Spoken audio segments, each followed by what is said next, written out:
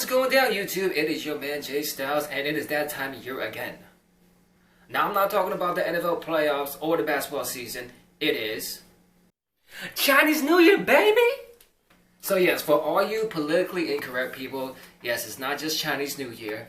It's also called Lunar New Year because a lot of Asian countries over in Asia celebrate this New Year as well, such as Vietnam, Thailand, Malaysia, Indonesia, Macau, Taiwan, so on and so forth.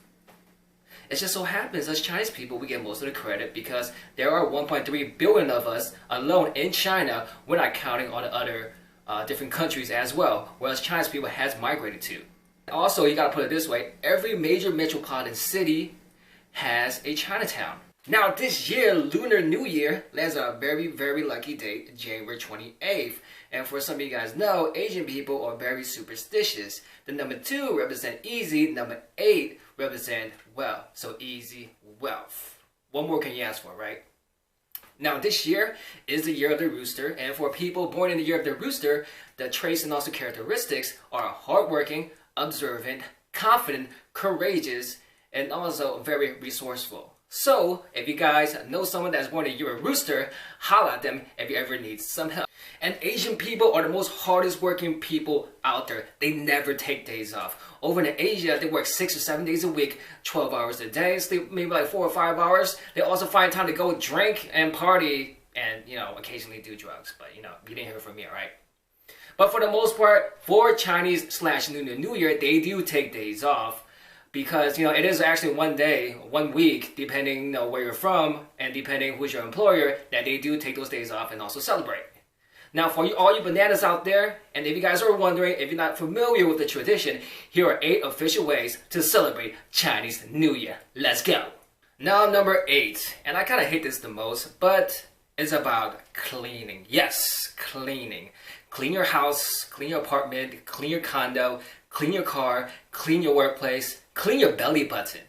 All you need to do is just clean, because cleaning represents cleaning out all the old junk, especially all the bad luck that happened from the previous year, to make room and also make way for all the blessings and also luck that'll be coming through in 2017 and the following year. And especially for all you millennials out there, I know you guys are lazy as fuck, so all you need to do is go ahead and pick up your phone or bust open your app and also just go ahead and find someone to clean up your joint, clean up your place, alright? And for the most part, I also want to add is that whatever debt you accumulated, you definitely want to pay that off, because you don't want to carry that debt onto the following year where you may accumulate more debt. Kind of think about it. Some people do owe me some money. So you know what? You guys will be getting a phone call or a text from me, alright? Number 7. Number 7 kind of correlates to number 8 because it's about getting your hair did. So get a new fresh cut, fresh new do for all you girls out there. I see you girls be holding it off. I see those roots showing from your highlights, from your coloring. It's time to get that done because you definitely want to look fresh, look clean for the upcoming new year. And especially if you guys are going to be seeing some people you haven't seen for a while, you definitely want to look good. Okay, and number 6. Number 6 is to decorate. Decorate your home with red coloring. So a lot of times Chinese people, Asian people would like to post up Fai Chun, meaning that they're basically Chinese phrases that represents good luck, happiness, and also blessings. So you want to definitely decorate your home with some red stuff from Chinatown. You can get it from Chinatown, from like a Chinese grocery store. And again, it's called Fai Chun. Alright, and number 5 is to eat New Year's Eve dinner, aka Tun Lin Fan. Now it's very important, and it represents, and what it means is basically a reunion family dinner, especially if you've been working, if you've been distant from your family or relatives from like working so much or taking care of business. It's very important to actually get together for New Year's Eve, Chinese New Year's Eve, to have dinner. And you want to make sure you look fresh and look clean, right, from your hairdo. Because, Chinese people are very critical. And especially if you're single, they're going to ask you, oh, when are you going to get married? You're not getting younger, so on and so forth, right? You also want to make sure you look good and say, well, at least you look good. And you want to see a lot of aunts and uncles there. And they love to drink.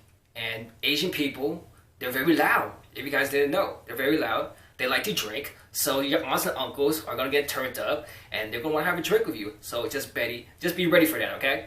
Alright, and number 4, and when you see those aunts and uncles, you can get what's called lacy, aka hongbao, or red envelope. So you can get money in those red envelopes, and it doesn't represent whatever inside or how much the amount is. It's basically the gesture. So because red envelopes, they represent wealth and also blessings, and only married people give out red envelopes. So it's nice if you're single, and especially if you're a kid. I think kids get the most. Kids get everything, man. You know.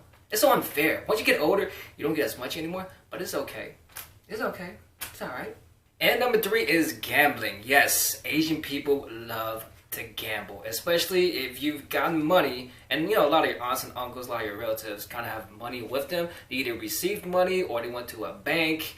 They have money ready in hand. They're going to gamble, and that is tradition. So the main games that they play are mahjong, mahjong, da pair, cards, or yu ha hai.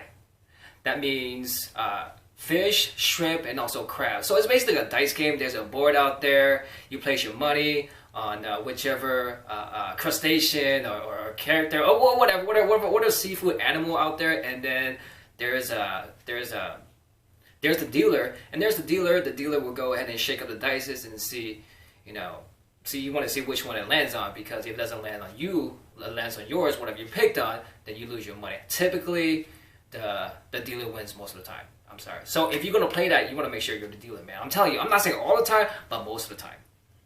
Number 2, and I kind of like this too. Number 2 is actually to play with fireworks. Yes, Asian people, we love fireworks because we invented them, and also the happy ending. But don't quote me on that. Yes, fireworks, especially if you lost a lot of money, right? You know, you kind of want to take it off some fireworks because, you know, I'm sure if you lose money, you're kind of pissed off, but, you know, you don't want to take it out on your relatives. You don't want to look stupid. So just go ahead and play some fireworks, right? I used to remember when I was younger, I used to sell fireworks. So if you want to find out where you can buy illegal fireworks, you definitely want to head to Chinatown, okay? But you didn't hear from me. I got busted selling fireworks when I was in high school, you know. So there you go, kids. Do not sell fireworks. If you do, sell online. Okay, and number 1 is to buy lean, meaning to go ahead and visit the people that you care about for the most part, you know. So when you go visit them, your friends, family, or relatives, the ones you haven't seen from the night before, especially, you want to bring some gifts, such as fruit, candy, lingo, cake, or whatnot. Basically anything that represents good fortune, okay? For you guys with father-in-laws and also mother-in-laws, especially if your father-in-law likes to drink, you definitely want to bring him a bottle of Hennessy XO. Because Chinese people, we love to drink Hennessy, man, you know?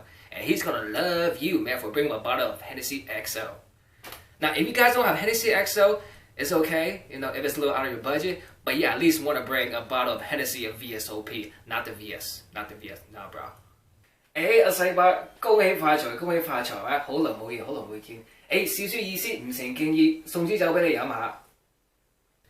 And also, when you're gonna see your mother-in-law, you want to give her a lot of compliments. 阿姨，恭喜發財，恭喜發財！哇，唔見你一排啫，哇，好似後生咗，靚咗喎嚇！哇，真係得㗎啦你。And if you guys want to get extra points from your in-laws, you definitely want to help out your mother-in-law in the house. 阿Auntie，伯母使唔使幫手啊？等我幫下你啦，啲粗重嘢等我同你搞掂佢啦，有乜所謂啊？大家自己人係咪先？